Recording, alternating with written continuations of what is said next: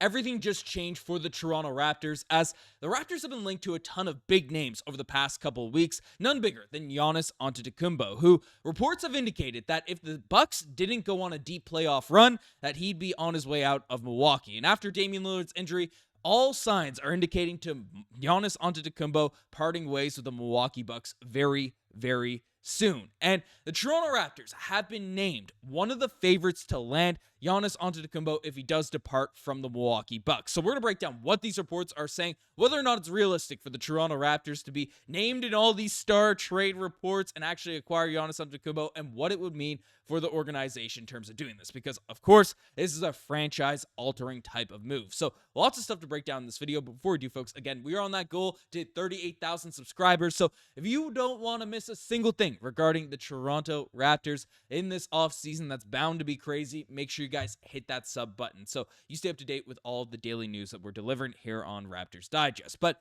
let's dive into it because, of course, there has been a lot of the Toronto Raptors getting named and linked to big names across the NBA. And made a video recently on how we were named as a suitor for Damian Lillard, which makes sense because we tried to acquire him when the Dame sweepstakes were coming on. And I do want to say this because a lot of people are coming at me and saying, oh, this aged poorly, he's injured, why we go after Dame? Ben, what are you making stuff up for? I only report what people are saying. And the Toronto Raptors, again, are named for a bunch of star players for the past couple years, especially in terms of trying to make home run swings. But that's just Masai Ujiri's approach to managing this Raptor squad. So if there's a big name that's available, there's a realistic chance that Masai Ujiri's at least making phone calls on this. And then people in the back ends, they're all talking and saying, oh, who's talking about this? Who's moving in this direction? And frankly, yes, there's been a lot of names where the Toronto Raptors have been linked to, like this Damian Lillard one, where nothing came of it, right? Nothing popped up for it, and that's just is. It comes and goes with the wind. But the Raptors were favorites for Jakob Poeltl. They were favorites for Brandon Ingram. They were favorites for Kawhi Leonard back in 2019, and we wrote it off like it was nothing. Basically, before the New York Knicks made that OG Anunoby trade, the Knicks were favorites to land OG Anunoby. Pascal Siakam Pacers, I think they were the second favorite team for a long chunk of time that we kept covering out here on the channel. And frankly, these things just give indications in terms of what the front office is actually doing behind the scenes. It gives indications in terms of things that could potentially happen regarding the squad. Not a guarantee, not a surefire report, but that's why we touch on all the latest news regarding this Raptors team. So that's why I break down all these reports. Just want to say this, because some people get like frustrated. Oh, Ben, you're saying these are guaranteed could happen. No, but these are indications in terms of what the Toronto Raptors are kind of scheming, cooking up, and trying to make happen. I mean, the Raptors were linked to Damian Lillard for a very, very long time, and then it got to the point where Shams tweeted out the Raptors traded him because he put it out the wrong drafted tweets. These are all the kind of our windows, our pockets to actually looking behind the scenes. You know, all these odds, all these reports that end up getting released. So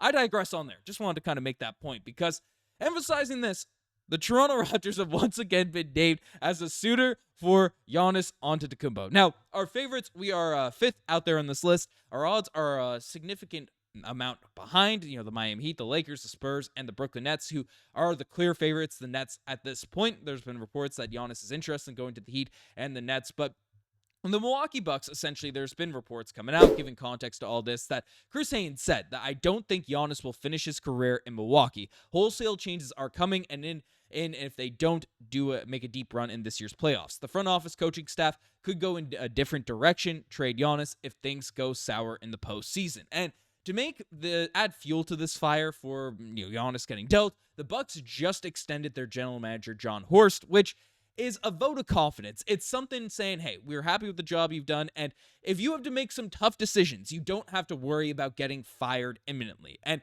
that's something that people are looking at and saying, okay, that's more indication to Giannis going out. And then on top of it, because this was before any of the updates regarding Damian Lillard or anything along those lines, but basically news came out, and I don't have the full report, but basically, here it is. The fear is that star Damian Lillard suffered a left Achilles tear. Brutal circumstance after working himself back from a blood clot diagnosis that kept him out for over a month. So basically, there is no hope out there for this Milwaukee Bucks team. Damian Lillard, they went all in to acquire Dame out there in that trade, and frankly, he is going to be out for at least, I'd imagine, next season. I don't think he's playing next year, and Giannis Antetokounmpo is on a contract that is going to, he's on the team locked in for the next couple seasons, and that has a player option. That's the option of leave. Giannis is in the prime of his career. He's athletic and built. Giannis wants to win. He wants to win. He's talked about wanting to win. We've covered every quote because the Raptors have had a deep history in terms of being intrigued by Giannis. We have the old Giannis watch videos, the clips always being played out here on Raptors Digest. This is the old sort of animation graphic that we've had back in the Mike Budenholzer days for the Milwaukee Bucks. Masai Ujiri has that previous relationship with Giannis Antetokounmpo, and there's been years of things building and leading up to the Raptors trying to eventually acquire Giannis via trade. So this isn't super novel. This isn't super new to Toronto Raptors fans, but the Raptors are in a weird spot right now than they were, in 2021 when we were hopeful of landing Giannis Antetokounmpo. Because of course we have just traded for Brandon Ingram, who's one of those bigger wings. We just invested a lot of money in Immanuel Quickley. RJ Barrett's on a significant contract. He's been playing well, and of course this team is built around a very similar style player to Giannis Antetokounmpo and Scottie Barnes, as we just gave him a giant contract, and there's a lot of people that have varying opinions out there on Scottie Barnes. And, this season, I'm still very, very high on Scottie. I think he's a monster. I think he's a beast. 19 points per game, 7.7 rebounds, 5.8 assists, all that type of stuff. But you compare him to a Giannis Antetokounmpo, who's averaging 30, 12, 7, 1.2 blocks, and his three-point shooting is still messy and stuff, but just really what he's able to do out there in the basketball court is be dominant, be a top 3 player at minimum out there in the NBA. If you have the opportunity to acquire Giannis Antetokounmpo at 30 years old in the prime of his career, you're hard pressed. You're going to get not a lot of people arguing against doing that. And of course, you see the odds. You see the list of teams that can go out and make a trade happen for Giannis Antetokounmpo, right?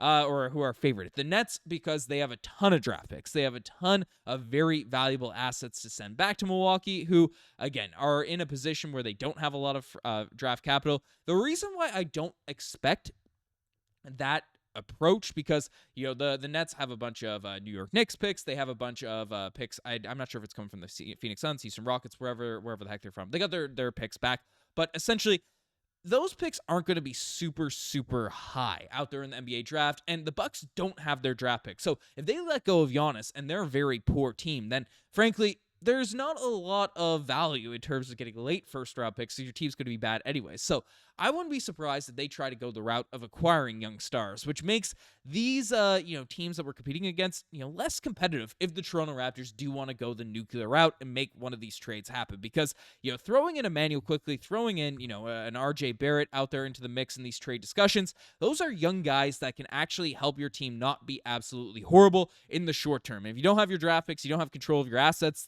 that is something you do want to take into consideration. You have Jakob Poeltl on the roster, and if you want to hit the nuclear option, which I've seen a lot of people say in the previous video we made about Giannis Antetokounmpo, if you want to hit that nuclear option, the Raptors centered this trade package around Scottie Barnes, a young star going back to Milwaukee for Giannis. I don't see a lot of these teams that are out here in this list being competitive with the Toronto Raptors if they do want to add Scottie Barnes to that trade package. I just don't see it. And it would hurt me. I'm still very bullish on Scottie Barnes. I don't want to throw him out like the wind and stuff like that for any star player, but Giannis is a top 3 guy in the NBA.